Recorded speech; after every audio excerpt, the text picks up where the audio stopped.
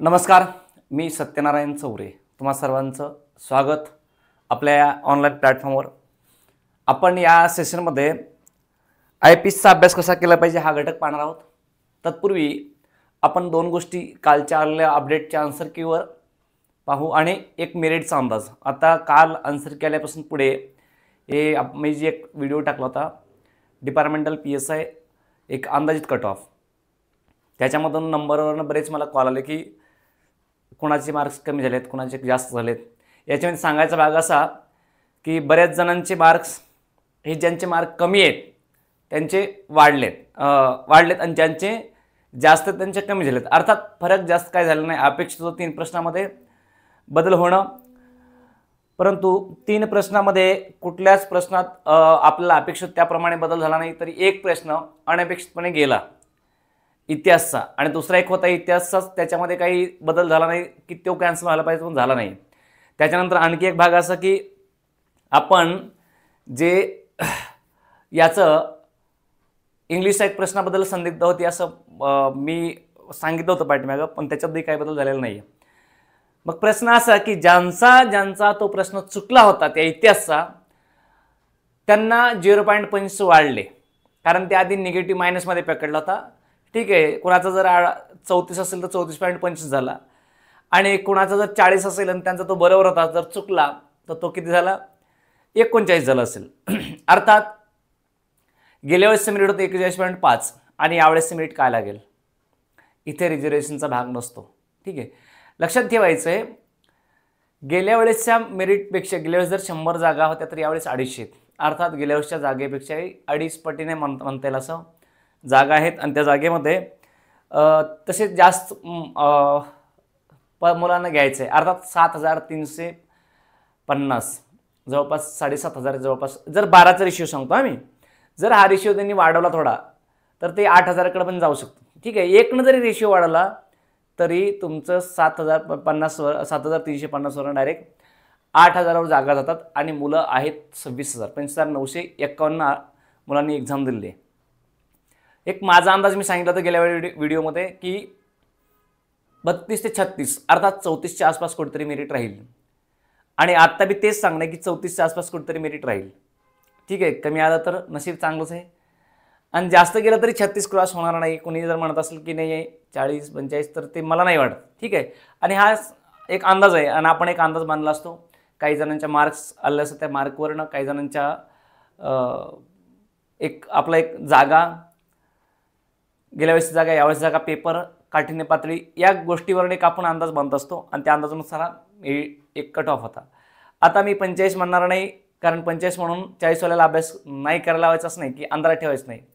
दुसरी गोष्ट, मी 30ही म्हणणार नाही, कारण मी काही कुठली बॅच लगेच रन करत नाही आहे. ती मला 30 म्हणून यावं, माझ्याकडे 30ला मेरिट लागेल, तोही उद्देश नाही आहे. ठीक आहे, पण एक उद्देश असा आहे की जे कमी मार्क्सवाले मुलं आहेत, एक माझा अनुभव होता की मी 2017मध्ये मेन्सला होतो आणि मला काटावर पास झालं 1 मार्कानं, पण वाटलं नव्हतं मेरिट येईल. मी अभ्यास केला नाही, आणि अचानक तेवढं आलं खाली, मग गेली मेन्स, कारण आणि 6-7 मार्कानंच गेली.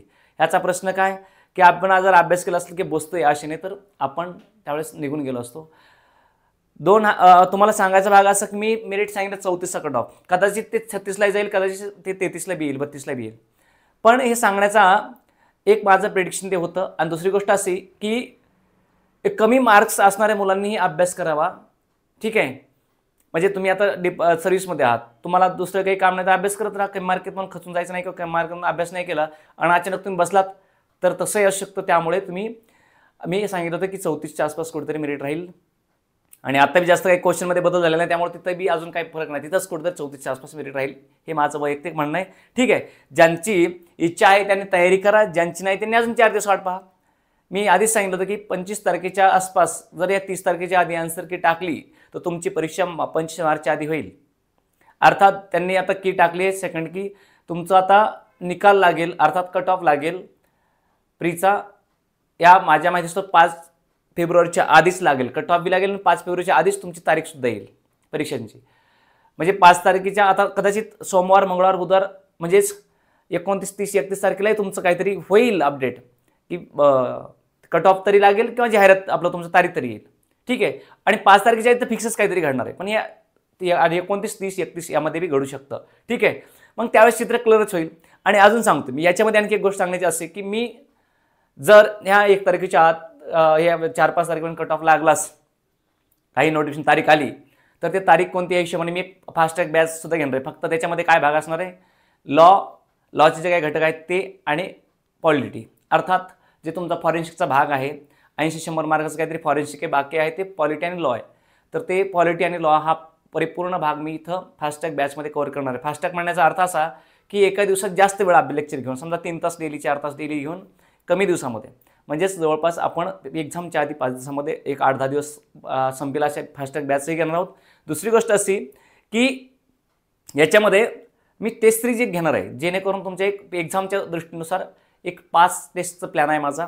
5 टेस्ट ही तुमच्या एक्झामच्या आधी. ठीक आहे, त्याच्यातून तुम्हाला तुमचं एक अंदाज येऊन जातो. दुसरी गोष्ट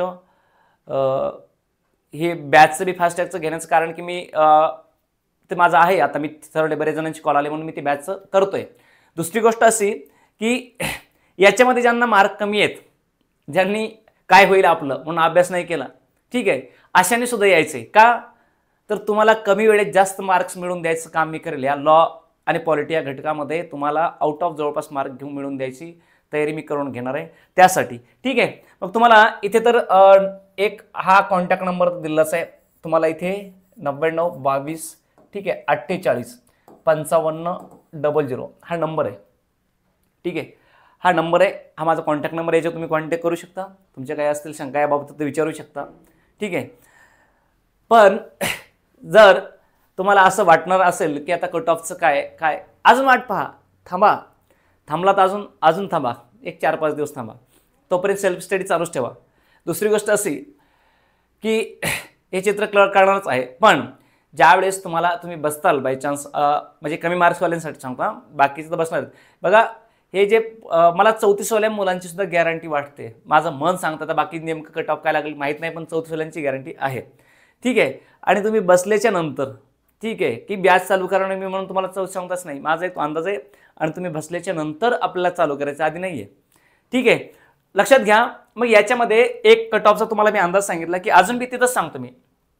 ठीक आहे, आपण अजून बी एक कट ऑफ जो आहे तो 34, ठीक आहे, +2 जाऊ शकतो आणि मायनसनं सुद्धा येऊ शकतो. ठीक आहे, सांगता येत नाही, रेशिओवर डिपेंड आहे. त्यांनी जर रेशिओ घेतला 12चा, ठीक आहे, 12चा रेशिओ घेतला तर कट ऑफ राहील इथे 34 + 2 अर्थात किती 36. कट ऑफ कुठे राहील इथे, जर त्यांनी 12चा रेशिओ घेतला तर. आणि त्यांनी जर रेशिओ घेतला 13 किंवा 14 तर कट ऑफ राहील कुठे माहिती का, इथे -2. ठीक आहे, इथे राहील किती, अगर 13 किंवा 14चा त्यांनी कट ऑफ घेतला, रेशिओ घेतलाच तर. आणि माझ्या माहितीच तो 12चं ते ठरलंय. ठीक आहे, हे 12चं ठरलं असतं, 12चं म्हणजे एक नियम आहे, पण ते 13-14 घेऊ शकतात, सांगता येत नाही. ठीक आहे, त्यामुळं बघा हा जर रेशिओ घेतला, ठीक आहे, तर हा रेशिओ घेतला तर कट ऑफ 34च्या खाली येऊ शकतो, आणि हा रेशिओ घेतला तर कट ऑफ 34च्या पुढे जाऊ शकतो, 36लाही जाऊ शकतो. ठीक आहे, पण 36 क्रॉस होणार नाही, 34च्या तिथेच कुठेतरी लागेल असं मला वाटतंय. बाकी आहे ते बघूयाच, आपल्याला कळून जाईल. ठीक आहे, तत्पूर्वी इकडे आता आपल्याला या सेशनमध्ये काय पाहिजे की भारतीय दंड संहिता अर्थात IPC, याच्यामध्ये काही जणांचे कॉन्टॅक्ट असं झाल्यावर त्याचं असंही समजलं की तुम्ही सिलेबस आता नवीन आहे कायदे आलेत, मग जुन्याचं काय, पण तुम्हाला जी एक्झाम तुम्ही जाहीर झाली ते पूर्वीच्या कायद्यानुसारच. ठीक आहे, आत्ता जे काही गुन्हे दाखल होतात ते सुद्धा हे पूर्वीच्या कायद्यानुसारच होतात, त्याची अंमलबजावणी व्हायची बाकी आहे पुढे. मग लक्षात ठेवा, आपला हे दिलेला सिलेबस त्यानुसारच अभ्यास करायचा आहे, त्यानुसारच अभ्यास होणार आहे. चला पुढे येऊ. आपण बघणार आहोत की IPCचा अभ्यास कसा करायचा, भारतीय दंड संहिता अभ्यास कसा करावा. ठीक आहे, आता तुम्हाला दिला असतो लिमिटेड सिलेबस लिमिटेड दिला असतो, म्हणजे तुम्हाला काही कलमे दिले, सगळे कलम नाही आहेत, त्याच काही कलमांचाच अभ्यास आपल्याला करायचा आहे. त्यापैकी आपण जर इथं पाहिलं तर बघा हा जो भाग आहे IPCचा ते 300 पैकी 60 मार्काला आहे. 300 मार्कांपैकी 60 मार्काला हा भाग आहे, लक्षात ठेवा. 300 मार्कापैकी 60. ठीक आहे, 60 मार्क्स म्हणजे याच्या क्वेश्चन असणार आहेत किती, 150 पैकी 30. आणि याच्यामध्ये त्यांनी सांगितलंय बघा, हे इथून असा भाग टाकलाय 20 प्रश्न येतील, याच्या खालच्यावर 20 येतील, आणि पुढे भाग आहे दुसरा त्याच्यावर 20 येतील. अर्थात कलम 299 पासून पुढे 505 पर्यंत जे आहेत, 511 पर्यंत त्याच्यामध्ये 20 प्रश्न असतील, इथे 20 असतील, इथे 20 असतील, 20 मार्क्स. तर याच्यामध्ये सुरुवातीला जनरलाइज म्हणजे आपण सर्वसाधारण स्पष्टीकरण हा एक पहिला भाग आहे, पहिला चॅप्टर आहे IPC मध्ये सर्वसाधारण स्पष्टीकरण. मग त्याच्यामध्ये आपल्याला कलम सांगितले 10, 11, 14, 21, 22, 23, 24, 25, 26, 28, 29, 29 ए आणि 30, 34, 40, 34, 39, 40, 44. आता हे फक्त कलम दिलेत. आता आपला अभ्यास करताना काय करायचं माहिती आहे, हे जे दिलेले कलम आहेत पुढं, या कलमाची उभी आडवी चिरफाड करायची. आपल्या भाषेत सांगायचं का, या कलमावर काय सांगितलं कलमामध्ये किंवा त्या कलमाच्या अनुषंगाने काय प्रश्न येऊ शकतो हे आपण अभ्यासाचं इथे. ठीक आहे, तर आपण याच्यामध्ये या सेशनमध्ये एक आपण थोडासा भाग असा पाहूयात की याचा अभ्यास करत असताना तुम्हाला कलम 10च करायचे, 11 करायचे, मध्ये 12, 13 करायचं नाही. ठीक आहे, मग इथं जर आपण आलो तर इथं कलम 10 काय सांगते, 10 मध्ये काय व्याख्या केली आहे तर हे माहीत असलं पाहिजे की 10 मध्ये स्त्री आणि पुरुष किंवा पुरुष स्त्री अशी रचना केली. कशी, पुरुष स्त्री अशी रचना केली आहे. म्हणजे सर्वसाधारण स्पष्टीकरणे याचा अर्थ व्याख्या केली आहे. पुरुष स्त्री अशी रचना आहे, स्त्री पुरुष अशी सुद्धा नाही. पुरुष स्त्री हे सुद्धा आपल्याला असंच पाहिजे का, सांगताच येत नाही. त्यांनी विचारतील स्त्री पुरुष, पुरुष स्त्री असं विचारतील. 10 कलम 10 मधली रचना कशी आहे. ठीक आहे, तर एक कलम 10 मध्ये काय सांगितलंय की स्त्री किंवा पुरुष कशाला म्हणायचं किंवा पुरुष किंवा स्त्री कशाला म्हणायचं. मग याच्यामध्ये कोणत्याही, बघा हा शब्दप्रयोग खूप महत्वाचा आहे, कोणत्याही वयाचा. ठीक आहे, कोणत्याही वयाचा हा शब्द खूप महत्वाचा आहे. एक परीक्षेला प्रश्न विचारला, IPC आपल्याला विचारला होता, PSI MPC सरळ सेवा. ठीक आहे, म्हणजे जे डिपार्टमेंटल सोडून तर PSI होते त्याला, त्यात बॅचला माझ्या त्या बॅचला शिकवलं होतं आणि त्या बॅचमध्ये आला होता, त्या परीक्षेला प्रश्न आला होता. त्यांनी विचारलं होतं, खाली दिलं होतं ऑप्शन 10 वर्ष वयाचा, 18 वर्षावरील वयाचा स्त्री किंवा पुरुष, 10 वर्षावरील स्त्री पुरुष, आणि खाली होतं वयाचे बंधन नाही, कोणत्याही वयाचा स्त्री किंवा पुरुष. लक्षात ठेवायचं आहे की कोणत्याही वयाचा पुरुष अथवा स्त्री याचा समावेश कशामध्ये होतो, या पुरुष स्त्री या व्याख्येमध्ये. अर्थात कलम 10 मध्ये काय दिली, 10 मध्ये व्याख्या दिली. मग कोणत्याही वयाचा पुरुष जातीचा प्राणी किंवा स्त्री जातीचा, अर्थात पुरुष किंवा स्त्री जातीचा मनुष्य प्राणी असलेले त्यांनी. ठीक आहे, पुरुष किंवा स्त्री जातीचा अर्थात नर अथवा मादी असं त्याच्यामध्ये मग त्यांचा त्यांनी शब्दोल्लेख केला, लक्षात ठेवायचे. ठीक आहे, हा शब्द कोणत्याही वयाचा पुरुष दर्शवतो, अर्थात कोणत्याही वयाचा पुरुष जातीचा प्राणी, पुरुष जातीचा प्राणी दर्शवतो, किंवा कोणत्याही वयाची स्त्री जातीचा प्राणी, मनुष्य प्राणी दर्शवतो. लक्षात ठेवायचे, कोणत्याही वयाचा एक पुरुष जातीचा मनुष्य प्राणी. आता या कायद्याची भाषा असते अशी असते. ठीक आहे, आणि कोणत्याही वयाची स्त्री जातीचा मनुष्य प्राणी ही अशी रचना केली. लक्षात ठेवायचे. आणि आपल्या हीच परीक्षेला विचारतात, कसं विचारतील, ही अशी रचना विचारतील, वय विचारतील, पुरुष आणि स्त्री की दुसरे कोणी असं विचारतील. त्यामुळे आपलं एवढंच लक्षात ठेवायचे. बघा एवढंच, याच्या बाहेर प्रश्न जात नाही. ठीक आहे, आणि हे माहीत असेल प्रश्न नाही. फक्त आपल्यातलं इथे मग असं माहीत पाहिजे की एक तर कोणत्या वयाचा आहे, स्त्री जातीचा मनुष्य प्राणी, पुरुष जातीचा मनुष्य प्राणी याची रचना असेल. हे विशेष म्हणजे कलम 10 मध्ये सांगितलंय. ठीक आहे, कारण आपल्या सिलेबसमध्ये आहे, जे आपल्याला सांगितलं तेच आपल्याला करायचं आहे. ठीक आहे, पुढे त्यांनी काय सांगितलं की 11 मध्ये सांगितलं इसम किंवा व्यक्ती. इथे 11 मध्ये काय सांगितलं, इसम, त्याला व्यक्ती असं म्हणतो आपण, इसम किंवा व्यक्ती. आता हा प्रश्न सर्वसाधारण सरळ सेवेच्या परीक्षेला सुद्धा विचारण्यात आलाय, लक्षात ठेवायचं आहे. आता याच्यामध्ये इसम म्हणजे कोण. आता त्यावेळेस तुम्ही गुन्हा नोंदवता, तुम्हाला त्याचा अनुभव आहे, तुम्ही गुन्हा नोंदवत असताना तुम्ही अज्ञात इसम, तुम्ही व्यक्ती म्हणत नाही, तुम्हाला कायदेशीर भाषेमध्ये इसमच म्हणावं लागतं. ठीक आहे, अज्ञात इसमाविरुद्ध गुन्हा नोंदवण्यात आला आहे ना, गुन्हा दाखल करण्यात आला.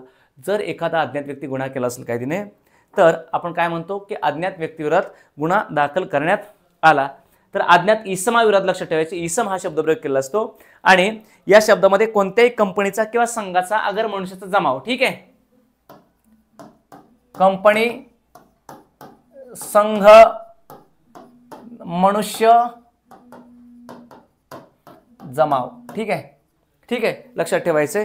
याच्यामध्ये असा प्रकार होतो की कंपनीचा व्यक्ती असू शकतो, जमाव असू शकतो, सनदी जमाव असू शकतो, मनुष्याचा जमाव असू शकतो, मनुष्य असू शकतो, किंवा सनदी म्हणजे कायदेशीर जमा असू शकतो, ठीक आहे, बेकायदेशीर असू शकतो, किंवा इथं कंपनी असू शकते, कंपनीचा एका संचालक असू शकतो, संघ असू शकतो, संघटना असू शकते, ठीक आहे, याला म्हणायचं इसम. इसम या शब्दामध्ये सगळे घटक येतात. इसम या शब्दामध्ये सगळे घटक. इसम म्हणजे फक्त व्यक्तीच असं नाही. इसम या घटकामध्ये फक्त व्यक्तीच असा प्रकार येत नाही, म्हणून लक्षात ठेवायचे. कंपनी, संघाचा किंवा मनुष्याचा सनदी जमाव लक्षात ठेवायचे. हा इथं आपल्याला विचारला जाऊ शकतो कलम 11 मध्ये, ठीक आहे. आता याच्यानंतर आपल्याला त्याने डायरेक्ट सांगितलं काय, 14, आणि 14 नंतर सांगितलं 21. आता 14 आणि 21 दोन्ही कलम इथं एकाच पेजवर घेऊन तुम्हाला एक्सप्लेन करण्याचं कारण असं की 14 मध्ये काय सांगितलं त्यांनी, तर शासनाचा सेवक, ठीक आहे. 14 मध्ये सांगितलं शासनाचा सेवक, आणि 21 मध्ये काय सांगितलं, लोकसेवक. आता लोकसेवक आणि शासनाचा सेवक ही व्याख्या असे, शासनाचा सेवक याचा अर्थ असतो शासकीय सेवेत असणारा, म्हणजे भारताच्या क्षेत्रात कोणत्याही सरकारच्या सेवेमध्ये असणारी व्यक्ती, ठीक आहे. मग इथे महाराष्ट्र शासन असेल, तिकडं UP असेल, केंद्र सरकार असेल, किंवा स्थानिक स्वराज्य संस्था असतील. अर्थात आपल्याकडे त्रिस्तरीय शासन व्यवस्था आहे, केंद्र सरकार, राज्य सरकार आणि स्थानिक सरकार. केंद्र सरकार असेल, कोणतेही राज्य सरकार असेल, किंवा कोणतेही स्थानिक शासन असेल, अर्थात जिल्हा परिषद, पंचायत समिती, नगरपालिका, महानगरपालिका, नगर परिषद किंवा नगरपंचायत किंवा जी ग्रामपंचायत कोणती असेल, याला काय म्हणतो आपण, हे झाले शासनाचे सेवक. शासनाने सेवक म्हणून नियुक्त केला, शासनाचा नोकर असा अर्थ होतो याचा, ठीक आहे. शासन सेवक. आता या कलमावर प्रश्न विचारला जाऊ शकतो, आणि नाहीतर इथं याच्यावर कशा विचारला जातो, या लोकसेवक. हे कलम विचारतील किंवा यांची कन्सेप्ट विचारतील. तर लक्षात ठेवायचं, लोकसेवक ही एक व्यापक संकल्पना, विस्तृत संकल्पना आहे. अर्थात इथे जर आपण म्हटलं एखादं लोकांची कामे करणारा, ठीक आहे, सरकारची आणि लोकांच्या मध्ये एक ऑफिस आहे. आता बघा, तुम्ही जर याच्यामध्ये गेलात, वकील, वकील हा लोकसेवक आहे की शासन सेवक? बघा, वकील सरकारी नोकर नाही, वकील हे शासन सेवक नसतात. एक बेस्ट उदाहरण म्हणून, पण ते लोकसेवक असतात. का? ते लोकांचं कार्य, शासकीय कामकाज करत असतात कमिशन घेऊन. अर्थात सीए लोक असतात, ते लोकांची शासनाची कामं करून देतात, शासनाची कामं लोकांद्वारे किंवा लोकांचं शासनाचे एजंट म्हणून कामं करत असतात. सेम वकील त्या टाईपची कामं करत असतात. कोर्ट, सर्वोच्च न्यायालयाचे न्यायाधीश हे लोकसेवक असतात, ते सरकारी सेवक नसतात. सरकारी सेवकमध्ये तर लोकसेवकमध्ये येतात, लक्षात ठेवायचं. असे काही भाग आहेत. आपण सीएचं बोललो, म्हणजे प्रत्यक्ष सरकारचे नोकरदार आहेत, हे आपण काय म्हणतो, त्याला शासन सेवक ही संकल्पना छोटी आहे, ठीक आहे, आणि हे लोकसेवक ही संकल्पना मोठी आहे. आता लक्षात घ्यायचं, बघा इथं मी एक हे सर्कल काढलाय, ठीक आहे, हा सर्कल काढलाय, तर हा ब्लू मध्ये काढला सर्कल आहे, ठीक आहे, हा लोकसेवक, ठीक आहे, आणि शासन सेवक, आपण शासन सेवक म्हणजे इथे येऊ, मध्ये आलो आपण, याला म्हणायचं हे शासन सेवक. याला काय म्हणायचं, शासन सेवक,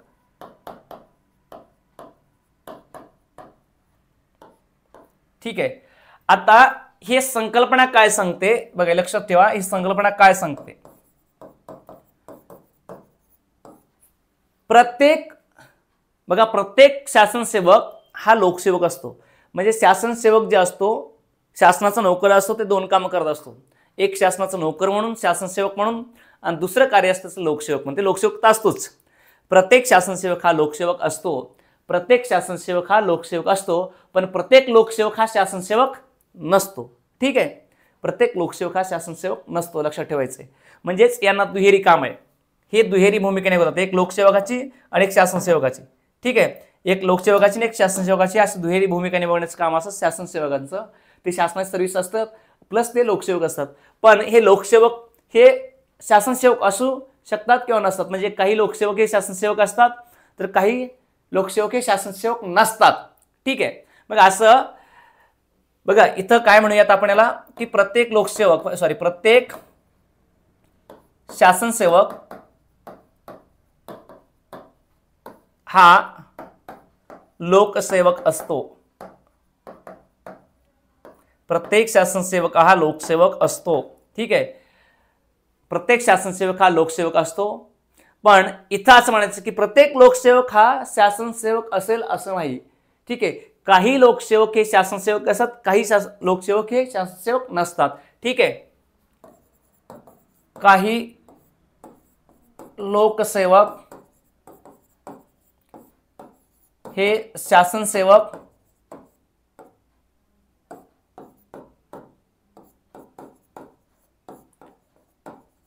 असू शकतात, काही नसू शकतात. ठीक आहे, म्हणजे प्रत्येक लोकसेवक हा शासनसेवक नसतो. प्रत्येक लोकसेवक हा शासन सेवक नसतो. लक्षात ठेवायचे, प्रत्येक लोकसेवक हा शासन सेवक नसतो. ठीक आहे, प्रत्येक लोकसेवक हा शासन सेवक नसतो, प्रत्येक शासन सेवक हा लोकसेवक असतो. ठीक आहे, कन्सेप्ट लक्षात ठेवायचे. याच्यावर याच्या बाहेर प्रश्न नाही येत. याच्यावर प्रश्न बाहेर काय येतो तुम्हाला?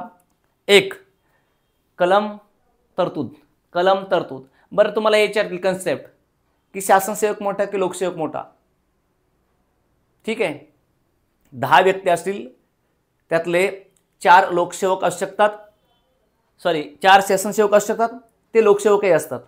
पण त्या 10 पैकी 6 असे असतात की ते लोकसेवक असतात पण शासनसेवक नसतात. म्हणून लक्षात ठेवायचं की प्रत्येक लोकसेवक हा शासनसेवक नसतो आणि प्रत्येक शासनसेवक हा लोकसेवक असतो. म्हणजे हा व्यक्ती इथून बाहेर पडायचं झालं, इकडे का हा व्यक्ती इथून बाहेर पडायचं, याला ऐका, याला इथून बाहेर पडायचंय, तर हे इथं आहेच तो ऑलरेडी, पण बाहेर जाताना याच्यातून सुद्धा जायचंय.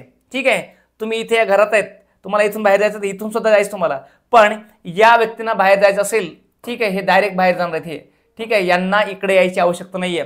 पण यांच्यापैकी म्हणजे हा शासनसेवक लोकसेवकही असतो, पण लोकसेवक शासनसेवक असेल किंवा नसेल. ठीक आहे, लक्षात ठेवायचे. त्यामुळं या टाईपचं स्टेटमेंटही विचारलं जाऊ शकतं, कलम विचारलं जाऊ शकतं, किंवा याच्यामध्ये कोण कोण येतात. मी तुम्हाला सांगितलं, शासनसेवक म्हणजे शासनाच्या नोकरीमध्ये असलेला, शासनाने नियुक्त केलेला प्रत्येक अधिकारी. तुम्ही शासनसेवक आहेत, पोलीस अधिकारी तुम्ही शासनसेवक आहेत, तुम्ही लोकसेवक सुद्धा आहेत. ठीक आहे, का शासनाचा सेवक असणारा प्रत्येक लोकसेवक असतो. पण लोकसेवक आहेत ते मला सांगा, आता वकील आहे, वकील लोकसेवक आहे, पण ते शासनसेवक आहे का? नाही. का? कारण तो नोकरीला नाही शासनाच्या. ठीक आहे, शासनाचा नोकरदार नाही आहे. मग शासनाचा नोकरदार असेल तरच त्याला आपण लोकसेवक म्हणण्यासाठी आपला शासनाचा नोकरदार असावा किंवा नसावा असं कोणतंही बंधन नाहीये. पण शासनसेवक असणारा प्रत्येक व्यक्ती हा लोकसेवक असतो. म्हणून आपला कलम घटनेचं आपलं IPC कलम 14 मध्ये सांगितला शासनसेवक आहे, ज्याच्यामध्ये तुम्ही येता, आणि कलम 21 मध्ये तुम्ही सुद्धा येता, पोलीसमध्ये तुम्ही सुद्धा येता. का तर लोकसेवक ही व्याख्या जी आहे ती व्यापक आहे. पण प्रत्येक लोकसेवक अर्थात एक पोलीस असेल आणि एक वकील असेल, ते दोन्ही लोकसेवक आहेत 21 मध्ये. ठीक आहे, पण ते दोन्ही शासनसेवक येऊ शकत नाहीत, कारण त्यातला पोलीस शासनसेवक होईल, पण वकील हा फक्त लोकसेवक आहे. ठीक आहे, ही कन्सेप्ट आहे. त्यामुळे हा भाग असा जर समजून घेतला तुम्ही, तर तुमचा प्रश्न चुकतच नाही ना. मग तुम्हाला दिलेली जेवढे कलम असतील, जेवढं सांगितलं सिलेबस आहे, त्याच्या बाहेर प्रश्न येत नाही. आणि ते जर तुम्ही असं परिपूर्ण केलं तर तुमचा प्रश्न चुकत नाही. पैकीच्या पैकी मार्क्स हे कायद्यामध्ये येऊ शकतात. ठीक आहे, त्यामुळे हा इथे भाग अत्यंत महत्त्वाचा लक्षात ठेवायचे. दुसरी गोष्ट अशी इथे की आपल्याला काही त्यांनी सांगितलं, पुढे कलम दिलेत. जंगम मालमत्ता म्हणजे काय, स्थावर मालमत्ता म्हणजे काय. ठीक आहे, पुढचा प्रश्न आपला विचारलाय, हे झालं 20-21 पर्यंत आलो आपण. पुढचा कलम आहे त्यांनी 22 विचारलंय, पुढे 23 आणि 24 विचारले, 25 विचारले. ठीक आहे, आता ज्यावेळेस त्यांनी आपला 22 नंबरचा कलम विचारलं, जंगम मालमत्ता. आता जंगम मालमत्ता कशाला म्हणायचं, सर्वसाधारणपणे एकच लक्षात ठेवायचं, एक तर कलम विचारलं जाईल किंवा तुम्हाला याच्यामध्ये हे विचारलं जाईल की याच्यासोबतची या कलम किंवा याच्या तरतूद काय, तर जंगम मालमत्ता. ठीक आहे, जंगम मालमत्ता लक्षात घ्या. जंगम मालमत्ता कशाला म्हणायचं, तुम्ही जर आता तुमच्या फायद्यास एक सांगतो तुम्हाला मी, आता इलेक्शनचं लोकसभेचं इलेक्शन लागेल. इलेक्शन लागल्याच्या नंतर त्यामध्ये पेपरला बघायचं तुम्ही असतंय की याने अर्ज भरला, त्याने एवढी स्थावर मालमत्ता आणि तेवढी जंगम मालमत्ता दाखवली. हे असतं प्रत्येक वर्षी बघा, इलेक्शनच्या ते असं त्यांना द्यावं लागतं, ते उमेदवारांना पेपरला असतं, ते सकाळच्या मोस्टली असतंच. बघा, जंगम मालमत्ता म्हणजे अशी मालमत्ता की जी मालमत्ता भूसंलग्न नाही. ठीक आहे, जी मालमत्ता भूमीपासून कशी आहे, वेगळी आहे. ठीक आहे, आता मूर्त स्वरूपाची प्रत्येक वस्तू. ठीक आहे, मग आता पेन आहे, हा पेन आहे, ही जंगम मालमत्ता आहे. पैसा आहे, जंगम मालमत्ता आहे. पण हे बोर्ड आहे, जंगम मालमत्ता. जमीनला समजा, जमीन हे झाड आहे, एक झाड आहे. ठीक आहे, एक वृक्ष आहे, झाड, हे झाड जोपर्यंत जमिनीला चिटकलेलं आहे तोपर्यंत ती स्थावर मालमत्ता आहे. स्थावर म्हणजे कायमस्वरूपी असणार. तुमचं घर, जमीन हे स्थावर मालमत्ता आहे. तुमच्या शेतामध्ये झाडी वगैरे असते स्थावर आहे. पण हे आता तुमचा जे ना आंबा, शेताचा समजा आंब्या झाड, आंब्याला आंबा आहे, तो जंगम तुमची स्थावर मालमत्ता आहे. पण तो आंबा झाडापासून तोडून वेगळा केला की जंगम झाली, कारण ती मूव्हेबल वस्तू झाली. ठीक आहे, चलसंपत्ती म्हणतो आपण त्याला, चलसंपत्ती. ठीक आहे, म्हणजे जी अस्थिर आहे अशी. ते झाड आहे, जमिनीला संलग्न आहे, जमिनीपासून ते तोडून वेगळं केलं की ती झाली जंगम मालमत्ता. म्हणजे जमिनीला कायम स्वरूपात जखडलेल्या वस्तू सोडून इतर सर्व वस्तू ह्या जंगम मालमत्तेमध्ये येतात. त्याच्यामध्ये पैसा, चलन, तुमचा पैसा असेल, सोनं असेल, तुमच्या कोणत्याही छोट्या मोठ्या वस्तू असतील, ठीक आहे, ह्या सर्व वस्तू तिथे येतात. आता उदाहरणार्थ या विटांनी आपण बांधले घर, ही वीट त्या घरापासून तुम्ही तोडून वेगळी केली अशी, ती झाली जंगम मालमत्ता. जंगम म्हणजे काय, तर जिचं हस्तांतरण होऊ शकतं. लक्षात ठेवायचं. म्हणजेच ज्या वस्तू जमिनीशी कायमस्वरूपी प्रमाणात जखडलेल्या आहेत त्या वस्तू सोडून इतर प्रत्येक वस्तू ही जंगम मालमत्ता आहे. ठीक आहे, लक्षात ठेवायचे, प्रत्येक वस्तू ही जंगम मालमत्ता आहे आणि जमिनीला कायमस्वरूपी जखडल्या आहेत त्या स्थावर मालमत्ता आहे. अर्थात जमिनीमध्ये माती, गोटा असतात, हे तुम्ही दगड उचला जमिनीपासून वेगळा करा, जंगम मालमत्ता झाली ती, तिची हस्तांतरण होऊ शकते. ठीक आहे, पण जमिनीला जोपर्यंत जखडले आहे तोपर्यंत ती काय असणार आहे, स्थावर असणार आहे. लक्षात ठेवायचे, स्थावर म्हणजे कायमस्वरूपी जखडली आणि जंगम म्हणजे तात्पुरत्या स्वरूपाची अस्तित्व असते. लक्षात ठेवायचे. पुढे एक आणखी आपला कलम दिलाय IPC मध्येच. ठीक आहे, पुढचा आपला भाग दिलाय काय, तर गैरलाभ.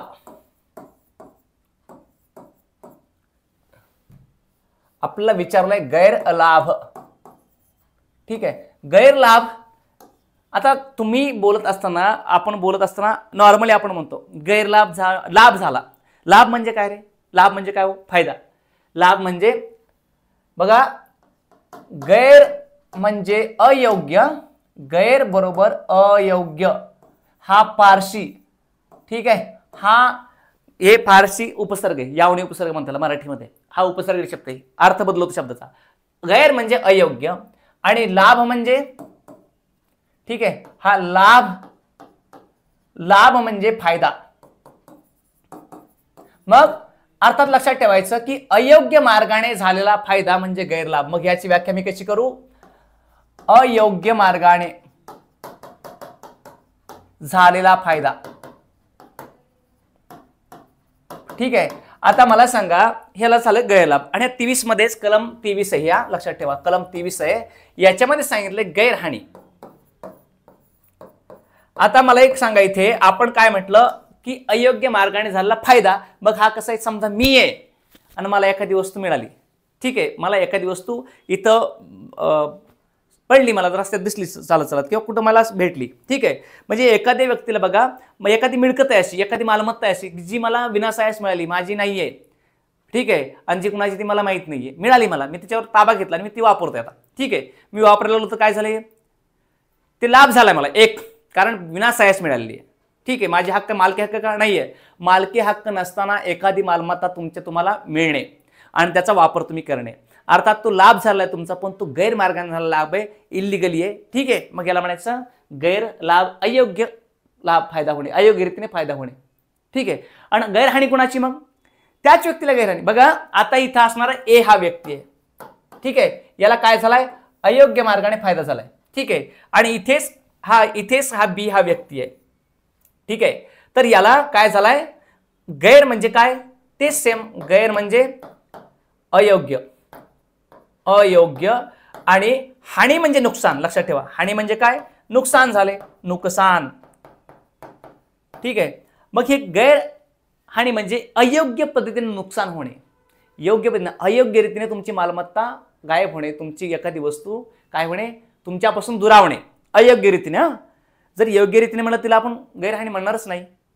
ठीक आहे, विना मोबदला एखादी वस्तू तुमच्यापासून दूर झाली असेल किंवा एखादी मालमत्ता तुमच्यापासून दूर गेली आहे आणि तिचा तुम्ही काय, मग त्या वस्तूपासून तुम्ही वंचित आहेत, तुम्ही त्या वस्तूपासून तुम्ही वंचित राहतात, तर तुमचं काय झालं, त्याला म्हणायचं गैरहानी. ठीक आहे, याला काय म्हणायचं, गैरहानी. मग याला आपण म्हणतो की अयोग्य रीतीने अयोग्य रीतीने किंवा अयोग्य मार्गाने झालेली, ठीक आहे, हानी. मग याचा उपभोग तुम्ही घ्यायचा असो दुसरंच कोणतरी घेतंय आणि याचा उपभोग ज्यांनी घ्यायला, ज्यांची मालकी हक्क नसताना घेत आहेत ते, हे झाला गैरलाभ. हा व्यक्ती आहे, याला झालाय गैरलाभ, आणि बी हा व्यक्ती, याला झालीये काय, गैरहानी. लक्षात ठेवायचे, गैरलाभ आणि गैरहानी म्हणजे मालकी हक्क नसताना, ठीक आहे, ज्या व्यक्तीचा कायदेशीर अधिकार नसतो एखाद्या वस्तूवर, त्याला ती बेकायदेशीररित्या वापरायला मिळणे, त्याला म्हणायचं गैरलाभ. आणि ज्या वस्तूचा एखाद्या व्यक्तीचा काहीतरी असतो, अधिकार असतो, परंतु त्याला बेकायदेशीररित्या त्याच्या अधिकारापासून दूर राहणे, ठीक आहे, त्याला म्हणायचं गैरहानी.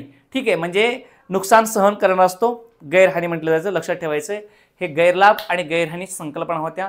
याच्यामध्ये अजून काय बऱ्याच संकल्पना आहेत, त्या नेक्स्ट व्हिडिओमध्ये आपण घेऊयात.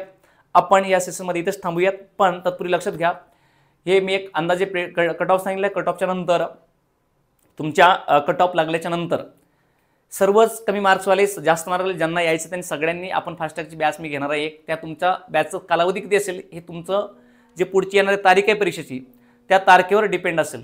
ठीक आहे, त्या तारखेवर डिपेंड असेल की परीक्षा कधी होणार आहे, तर त्यानुसार आपली परीक्षेची तारीख असेल. जर 20 दिवस, आपला एक नियम किंवा रूल असतो, निकाल लागल्यापासून पुढे तुम्हाला 45 दिवस भेटतात तारीख परीक्षेला. ठीक आहे, मग निकाल लागल्यापासून पुढे 45 दिवस तुम्हाला मिळाले पाहिजेत. अर्थात ज्या दिवशी तुमचा निकाल लागेल त्या दिवशीपासून तुम्हाला 45 दिवस परीक्षेला मिळायला पाहिजेत. हे रूल आहे, नियमानुसार भेटले पाहिजे, एक पद्धत आहे ती. पण ज्या दिवशी तुमची निकाल लागेल त्या दिवशी आपण त्याच्या दुसऱ्या दिवशीपासून आपली बॅच रन होणार आहे. फास्टॅग स्वरूपाची बॅच असणार, त्या टेस्ट सिरीजही आपण वेगळेच पद्धतीने घेणार आहोत, की जेणेकरून या सगळ्या मुलांना फायदा व्हावा. ॲक्च्युली हा कायदा, हा विषय सर्व सेवेमधून MPSC मधून संपलेला आहे, म्हणजे या बाकीच्या डिपार्टमेंटल सोडून इतर परीक्षांसाठी. परंतु हे कायद्यासाठी आपण इथं बॅच घेणार आहोत. बऱ्याच जणांची मागणी, असे मला फोन येतात बऱ्याच जणांचे, त्यामुळं आपण घेणार आहोत. ठीक आहे, पण हे कट ऑफची वाट बघून कट ऑफ झाल्याच्या नंतर घेणार आहोत. आणि तिथून पुढे आपल्याला कळेल कट ऑफ पासून पुढे 45 दिवस भेटतात, किमान 45 दिवस. तर त्या अनुषंगाने तुमचा 30 तारखेला कट ऑफ लागला, तुमची परीक्षा 15 ते 20 मार्चच्या दरम्यान होऊ शकते. ठीक आहे, त्यामुळं लक्षात ठेवा. आणि दुसरी गोष्ट, तुम्हाला संपर्क करायचा असतील, जर काही संपर्क करायचा असेल तर तुम्ही या नंबरवर करू शकता, 99 22 48 55 00. त्याच्यावर तुम्ही कधीही कॉन्टॅक्ट करा. आपण भेटूयात नेक्स्ट सेशनमध्ये. पुढच्या सेशनमध्ये आपण आणखी एक IPSCचा घटक घेणार आहोत, की ज्याच्यामध्ये एक, समजा तुम्हाला विचारलं चोरीचा हा घटक विचारला आहे, चोरीचे तुमचे 8-10 कलम तुम्हाला दिलेत. ठीक आहे, चोरी म्हणजे काय, जबरी चोरी म्हणजे काय, आणि त्याच्यामध्ये घरातून चोरी, ठीक आहे, किंवा कारखान्यातून चोरी करणे, किंवा याच्यामध्ये बलात्कार म्हणजे काय प्रकार असतो, दरोडा म्हणजे काय आणि चोरी म्हणजे काय, यातला फरक, याच्यावर एक सेशन मी घेणार आहे. आणि त्याच्यानंतर अजून एक सेशन आपली IPSC असेल, याच्यावर मी काय घेईल तर खून, सदोष मनुष्यवध. त्याच्यामध्ये आपण एखादा नजर चुकीने होणारा सदोष मनुष्यवध, आपण त्याला किंवा खून म्हणतो, किंवा एखाद्या आपण खुनासंदर्भात जे काही, खून आणि सदोष मनुष्यवध या संदर्भात जे काही तरतुदी आहेत, बेसिक थोडे फरक, ते आपण इत्यंभूत शिकून घेणार आहोत एक अर्ध्या तासाच्या व्हिडिओमध्ये. आज आपण या सेशनमध्ये इथं थांबूयात. तुमच्या काही रिक्वायरमेंट्स असतील, तुमचे काही मागणी असेल, तुमचे काही जर तुम्हाला काही विचारायचं असेल किंवा तुमचे काही प्रश्न असतील तर नक्कीच या नंबरवर कॉन्टॅक्ट करा. मी नक्कीच अवेलेबल आहे. भेटूया आपण नेक्स्ट सेशनमध्ये. थँक्यू.